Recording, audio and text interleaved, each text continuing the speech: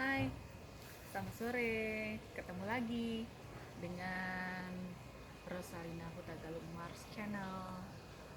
Seperti janji saya yang kemarin, kita hari ini mau bahas bagaimana etika batuk dan bersin yang benar.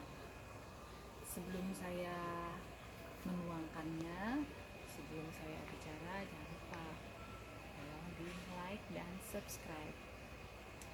Nah, setelah like dan subscribe, kita bahas yuk sekarang mengenai etika bersin dan batuk yang benar. Nah, pasti kita semua pernah batuk. Gak mungkin gak ada yang gak pernah kena batuk.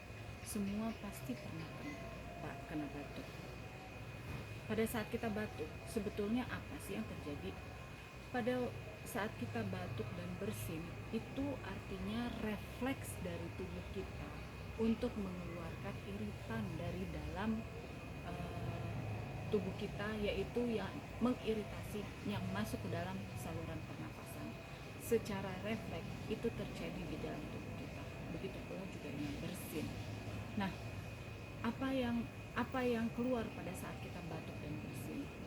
Apa yang ada kalau misalnya kita lagi sakit? Kuman banyak sekali yang keluar pada saat kita batuk dan bersin. Artinya pada saat kita batuk dan bersin dengan tidak benar, dengan tidak baik, maka terjadi penularan kepada orang lain.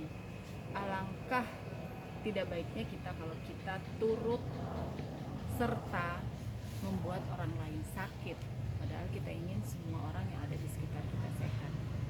Nah, pada saat kita batuk itu berjuta-juta kuman yang keluar dari tubuh kita. Pada saat kita batuk, ada orang di depan kita, tanpa kita menggunakan etika batuk dan bersin yang benar, dia pun akan terkena. Kasihan kan? Nah, bagaimana caranya untuk supaya kita menghindari penularan dan mencegah penularan penyakit yang diakibatkan oleh batuk? Pertama, kita harus batuk benar. Ini tangan kita. Jadi pada saat kita batuk, kita bisa menggunakan telapak tangan. Tapi dengan telapak tangan kita bisa memindahkan kuman yang ada di dalam telapak tangan kita kepada barang-barang yang kita sentuh. Jadi kalau misalnya kita batuk dan bersin tanpa kita bisa mengambil tisu atau yang lain, otomatis secara refleks dengan telapak tangan kita harus segera mencuci tangan kita dengan sabun, sehingga pada saat nanti kita memegang apa yang ada di depan kita atau yang ada di sekitar kita itu tidak tertempel oleh kuman yang ada di telapak tangan kita. Kemudian apalagi kalau misalnya kita memang sadar, benar-benar kita sadar kalau kita akan batuk, kita ambil tisu, kita tutup dengan tisu pada saat kita batuk dan bersin. Nah, tisu ini langsung kita buang ke tempat sampah supaya tidak juga terhirup oleh orang lain pada saat orang lain itu lewat, sehingga mencegah penularan penyakit juga. Yang ketiga, apalagi yang harus kita lakukan pada saat kita batuk dan bersin? Kita bisa menggunakan siku tangan bagian dalam. Begini, batuk dan bersin kita lakukan seperti itu.